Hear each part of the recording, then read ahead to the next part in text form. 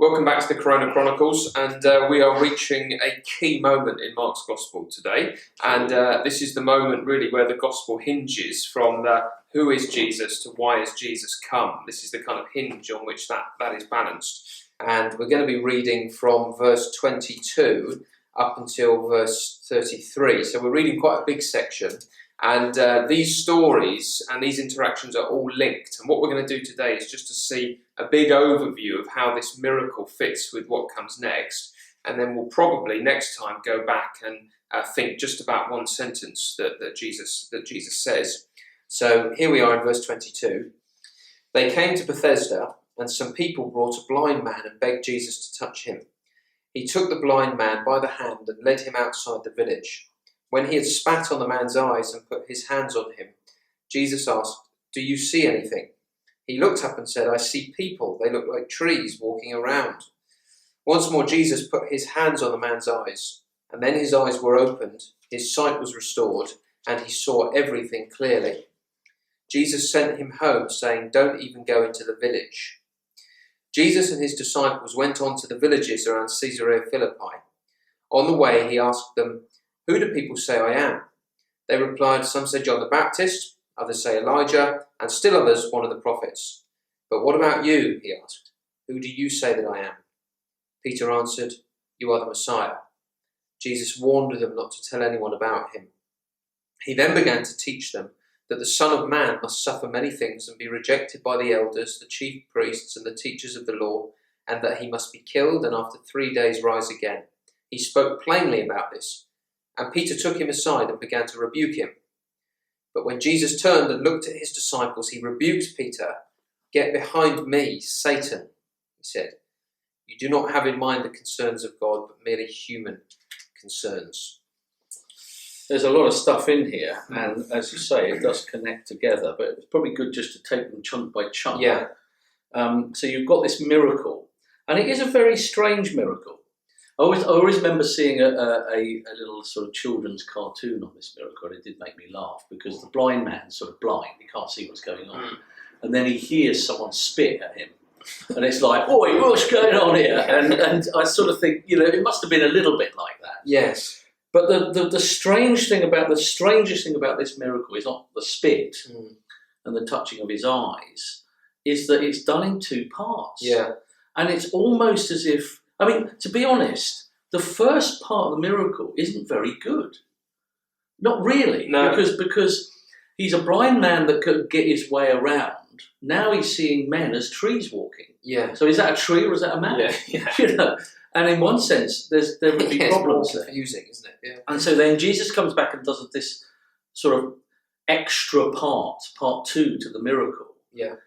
But why? The question is, why has he done it like that? And why is Mark writing it like that, isn't it? There are two parts. There's some understanding, some seeing, but not that clearly. And then there's the second bit that really clears it up. Yeah. And they're the two halves of Mark's gospel, aren't they? They are. We've seen that Jesus is the king and the ruler and the miracle worker. But now the second half, we've got to see that king, that miracle worker, that Lord of heaven and earth has to die. And it takes a miracle to see that the king would do that.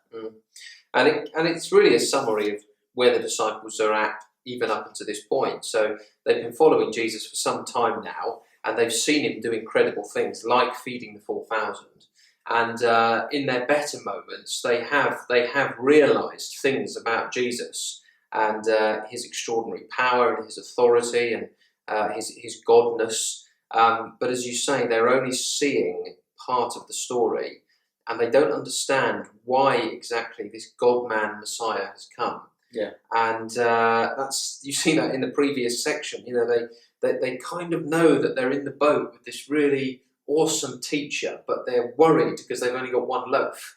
So they see in part, but not in full. And that would be, even though this is a turning point in the gospel, this would be the ongoing battle for them, wouldn't it? To appreciate that the Christ had come to suffer and to die.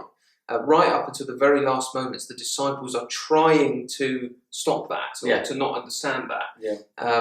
So, as you say, this man, although it's wonderful for him and a great act of compassion, and his life is changed at this point, it does serve as a window into the faith of the disciples, doesn't it? In part, but not in whole. Yeah, and you've got that in the next two sections then. So in the next section, Jesus asks, who do people say I am? And there's all these ideas. We'll come back to that perhaps another time, but tomorrow. And then he asks, who do you say I am? And Peter says, well, you're the Messiah, you're the Christ. Yeah. In Matthew's Gospel, you're the Son of the living God. Yeah. And Jesus says you wouldn't have got that if Yes. God hadn't have opened your eyes. Yes. So he's getting a sense of who Jesus is. Yeah. But it's only in part. So Jesus then says, don't tell anyone, because you're still only seeing me as men as trees walking. Yeah. You've got absolute truth. It's true. Yeah. But you're not quite clear. And then Jesus comes on to this next section. He does, yeah. And what a contrast and what a surprise this must have been. You are the Messiah. But then Jesus takes his favourite title, the Son of Man, which there's a whole load to say about that, but it emphasises both his humanity and his divinity. And he is going to go to the cross, and he's going to submit himself to these barbarous authorities who are going to treat him terribly and then crucify him. And at this point, now, Peter thinks Jesus is the one not seeing clearly. Yes. So he thinks Jesus has got the half sight. But we've got to get this, because it's easy for us to see this in some way. Yeah. He's just declared himself as God's Messiah, God's ruling king of the universe. So it's like, you're right, Peter. I am the ruling king of the universe. Let me tell you what my coronation is going to be like. Yes. Oh, yes, Lord, tell us. Yeah. Is it going to be wearing a crown? Yes, it's going to be wearing a crown of thorns, and then I'm going to be executed. What? How could the king of, that's his dilemma, isn't it? Yeah. Sorry. No, you're absolutely, yeah. And well, Peter is clearly feeling exactly that, isn't he? Because he takes Jesus to one side. I love that. Yeah. Little note. So Jesus, can I have a word over here? It's just about that. And began to rebuke him. And as I say, he thinks Jesus is only seeing in part and not understanding what it means for him to be the Messiah.